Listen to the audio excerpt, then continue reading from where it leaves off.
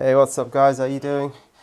All right, let's just have a little look because I had a bit of a nightmare um, vision earlier today when I looked at, well, basically what I looked at was the chart of some of the stocks that did really well post-COVID. Um, One of them was Wayfair. Let's just take a look and I'll show you exactly what I mean. Now, if you have a look at this Wayfair chart, let's just sort of zoom in.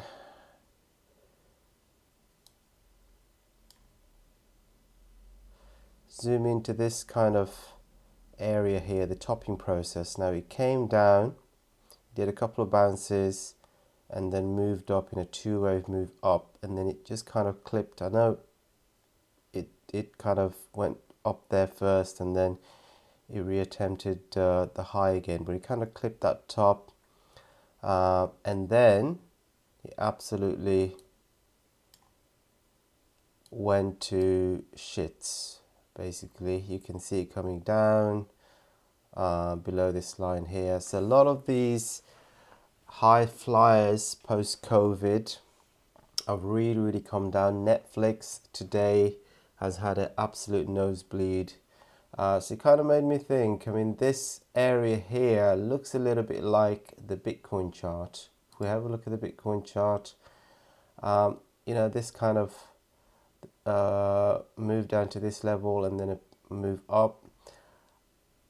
We are definitely on a new paradigm, or rather there's been a paradigm shift.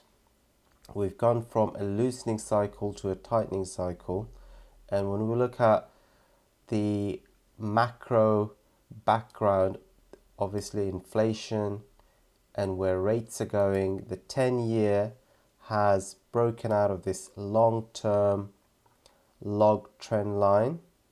So has the 5-year. In one of my previous videos, I highlighted the 5-year was kind of leading. The 5-year broke first, 10 years broken now. And this is significant because this trend line has been in existence all that time. So what it's looking like as if it's going to do is break this high as another kind of confirmation of a secular trend change in rates. So we've got a secular trend change in rates. We've got a secular trend change in inflation. DXY dollar, we've got the dollar looking to make a secular trend change as well. This move from here, this low, there was an impulse wave, consolidated, another impulse wave, another consolidation, and is it going to break out? Well, it's attempting this trend line again. This is a confirmed trend line, connecting these 2 points here with that one, and now it's kind of retracing from that. So if it breaks that, that will be another one, another nail in the coffin of on risk assets. Dollar rising, rates rising, gold rising, inflation rising. All of that indicates a new paradigm. Now, within that, obviously, you're going to get a few months of to and froing. So I pointed out that Bitcoin and crypto really has a very small window of opportunity for it to do another leg up. And that opportunity literally is from now until when we get the real scare, when we get a confirmed sort of inflation scenario where we know that inflation here for a long time. Because at the moment it's kind of, we still, a lot of people still do feel that perhaps it's just temporary. We've had this move up for a while, but the rate rises are going to tame that. But when we actually realize that the rate rise aren't going to do it, and inflation has got a life of its own, and the rates will have to go up far more, there will have to be far more pain before we get any kind of resolution to this. And the Fed's behind the curve, but they don't realize how behind the curve they are. They're still talking about 2% as being the ceiling in interest rates, and there are some commentators, Larry Summers is one of them, we were saying that rates really should be at or near inflation rate. So if inflation rate is 8.5%, if you kind of annualize it, maybe it's about 5%. So rate should be 5% already, never mind 2% in a year's time. So they are very, very well behind the curve. And when they realize that, and when the market realized that they have to raise a lot more to actually gain any kind of control over inflation, that's when everything's going to hit the fan. Obviously, at the moment, we've had rates going up quite substantially. We've had the dollar going up quite substantially. So we could see a few months of a little sort of backfilling.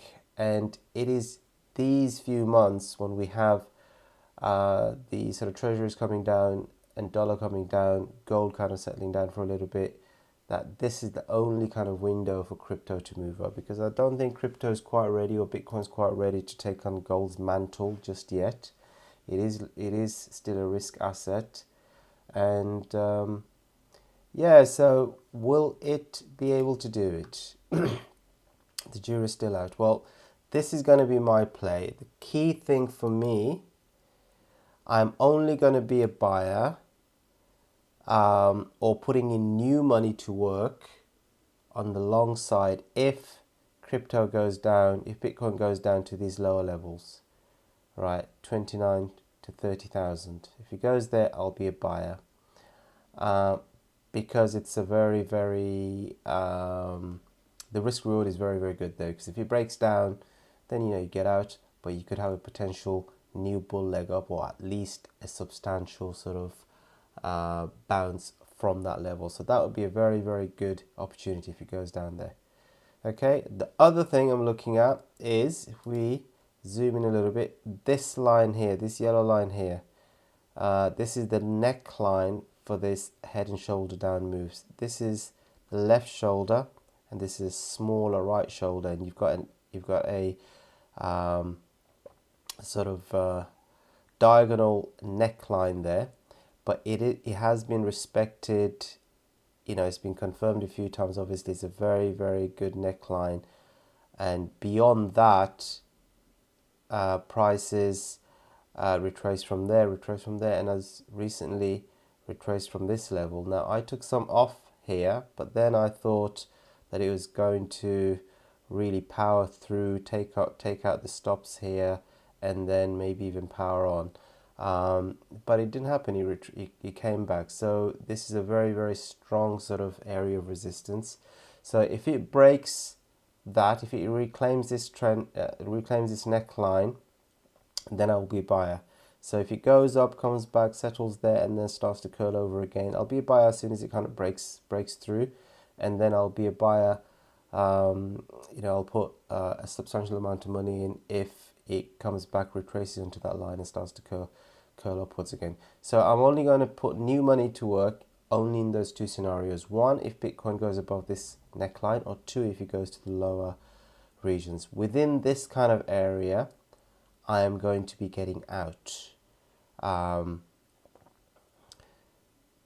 It may go up more, it may come down. So if it comes below, if it breaks this trend line, or more kind of specifically, if it breaks, if it makes a confirmed break of this trend line on the Ethereum chart, then I will pretty much exit all my positions.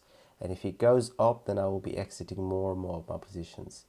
Okay, so within this region is exit, below this line is exit. The only time to enter is at these lows or above this line here. Now is the time to conserve some of the bullets, not to chase, because leadership is lacking, and I think there is a very, very big chance that we probably have seen the highs. So anyway, so that's that. Where is the money going to? Well, I really thought when the US market starts to falter, we would get a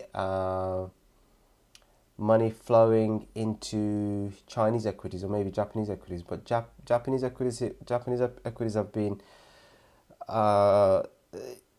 moving in tandem with the US for quite some time, and they don't seem as if quite ready to decouple yet. Okay, inflation, they've been fighting deflation for longer than anybody. So inflation is good for them really. Plus yen is coming down, and those are the two things that generally should bode well for the Nikkei.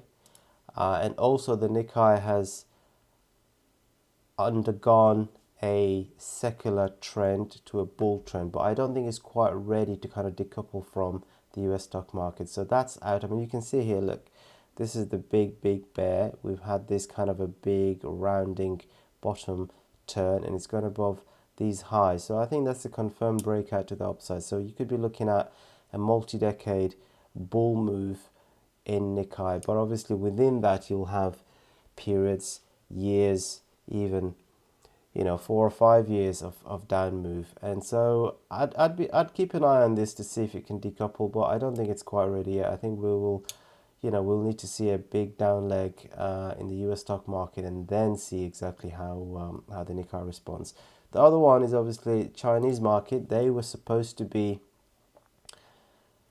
the place where they're the rising kingdom, as it were. They are the ones that are supposed to be taking on all the capital from the world, and according to Ray Dalio, this is the time for China. But looking at the stock market, I'm not really that impressed. I used to feel that that's where the money is going to flow to, but the flows haven't really confirmed that. I mean, they've had this tremendous growth over the last however many years, 30 years, whatever. I mean, I know it's relatively speaking, it's lower than where it has been. They control COVID far better. They've got COVID problems again.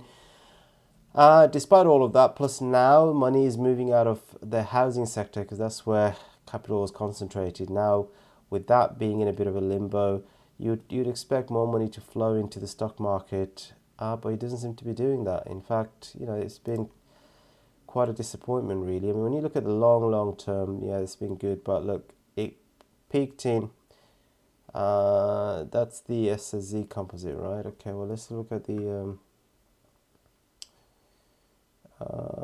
well, I guess the Shenzhen and the tech have been on an uptrend, and I suppose they've done well. But for international investors, it's really the Shanghai composite that we can have any kind of meaningful exposure to, and that really hasn't provided much